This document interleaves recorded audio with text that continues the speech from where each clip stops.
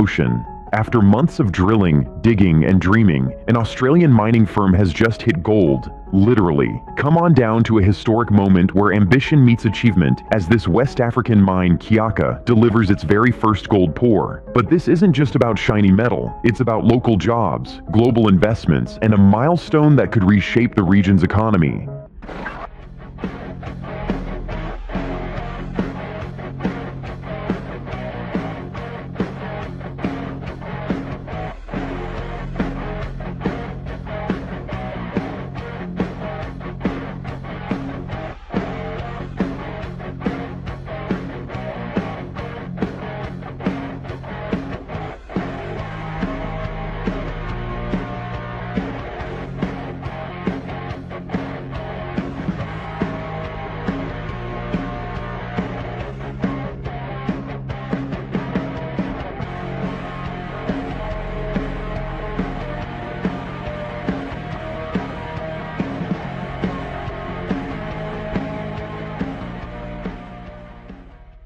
Stick around, because we're diving into how this golden moment came to life and why it matters far beyond Burkina Faso's borders. Hi everyone, this is Matt Scully, Project Director at West African Resources. Our Kiaka Gold project in Burkina Faso has continued to progress on schedule and budget in October, with a number of milestones completed on the pathway to first production at the project in Q3 2025. On the screen here, we begin the process plant flyover at the primary crusher. 5 of 7 concrete lifts are now complete, as well as the wing walls. The structural, mechanical and piping contractor is closing in on Conveyor 1 completion, with Conveyor 2 well underway, with modules completed in the background. The flyover takes a 90-degree turn at the coarse ore stockpile reclaim chamber and heads over the wing walls and along Conveyor 3. To the left is the pebble crusher foundations and the lime silo has been installed. We head towards the grinding area with the SAG mill shells ready for installation and the main switch room to the right of the building. To the left is the gravity building where construction is well underway. We continue on over the elution and reagents area with the completed CIL tanks on the right of screen. As we head to the back end of the plant, we see the cyanide sheets completed and air services under construction. We complete this video presentation with our newly purchased 550-tonne heavy lift crane in action. The first lift was at the primary crusher with the ROM pad progressing nicely below. Next stop is the final piece of the ball mill shell safely installed. This also shows the cyclone structural steel well advanced and the thickener nearing completion.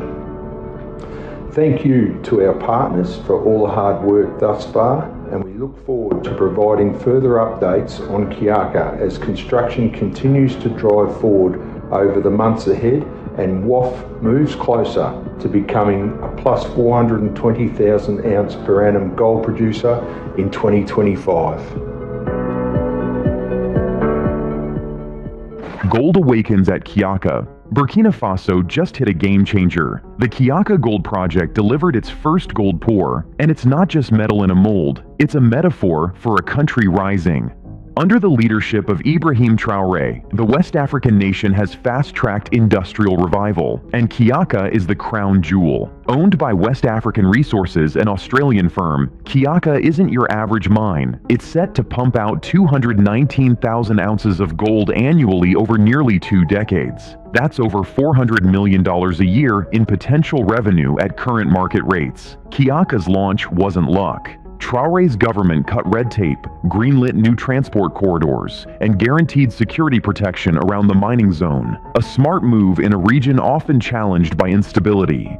The first pour, completed in June 2024, was broadcast across Burkinabe state media like a moon landing, because in many ways, it is. This is the nation's largest gold development to date. Traoré's influence shows. Local hiring quotas were enforced early, and community development agreements were negotiated transparently. In nearby Tenkodogo, electricity and road upgrades have already taken shape. Kiaka isn't just mining ore, it's mining opportunity.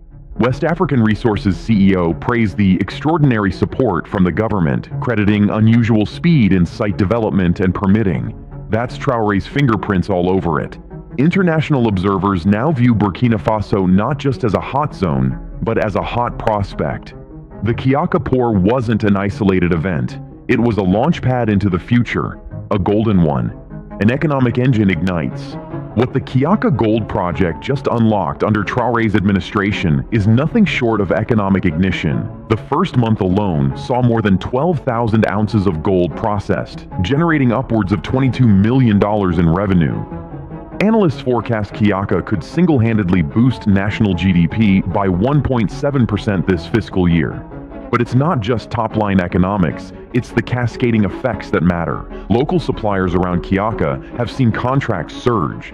From catering to mechanical services, Burkinabe entrepreneurs are getting a front-row seat to prosperity. That's no accident.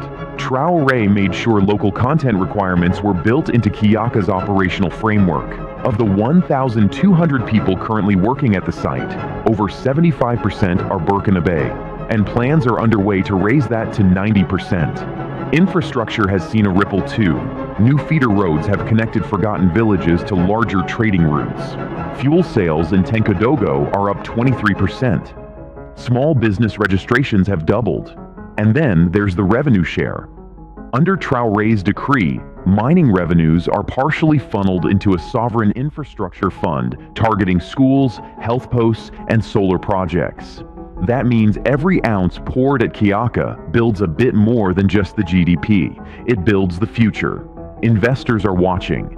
Since the pour, West African Resources market cap jumped 6%, and 2 more Australian firms have signaled interest in neighboring concessions. All this while the CFA franc remains stable, inflation is under control, and debt remains in check. Kiaka isn't just Burkina Faso's largest mine, it's its loudest economic message. Under the right leadership, wealth can stay where it's found.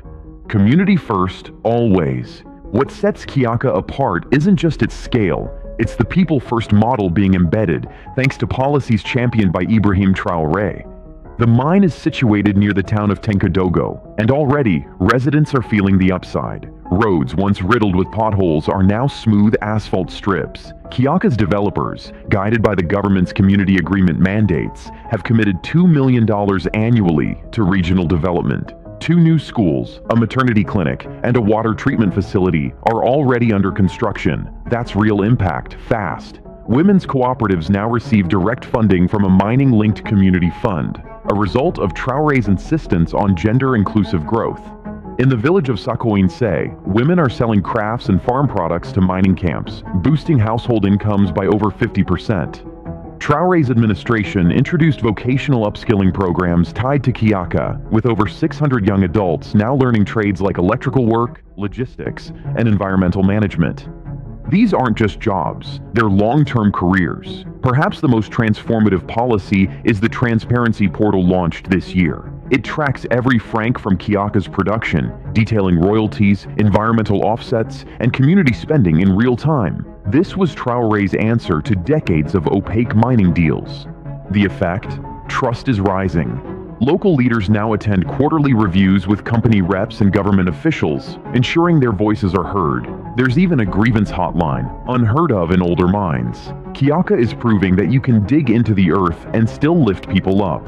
In Traoré's Burkina Faso, mining isn't just about gold. It's about golden opportunities shared broadly and fairly. Greener gold at Kiaka, mining and sustainability don't always mix, but Kiaka is flipping that turnover. From the outset, Ibrahim Traoré's government made clear that any gold extracted from Burkinabe soil would come with a green price tag.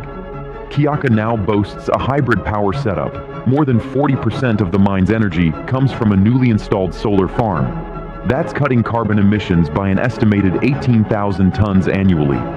Water, often a flashpoint in mining, is tightly monitored. A closed-loop system ensures zero water waste, with treated water returned safely to the environment. Satellite imaging from independent NGOs confirms minimal runoff, and nearby communities like Boudry report improved access to clean water, thanks in part to mine-funded purification stations. A reforestation drive, also mandated under Traoré's mining framework, has already replanted over 1,500 hectares with native trees. These aren't PR stunts. They're tracked, audited, and published. Even tailings management is next level. Kiaka uses dry stack tailings to reduce ecological risk, a method typically seen only in top-tier global projects. Wildlife corridors have been mapped out and preserved, allowing local fauna to roam safely near project zones. Perhaps most impressively, the government has required real-time environmental dashboards accessible online where citizens can check emissions, dust levels, and noise readings from Kiaka. Local villagers are even trained as eco-monitors, hired to report anomalies and protect their own land. Under Traoré's Green Doctrine, Kiaka has become a blueprint for how Africa can lead in eco-conscious extraction. It's not just about what you take from the land, but how you give back to it.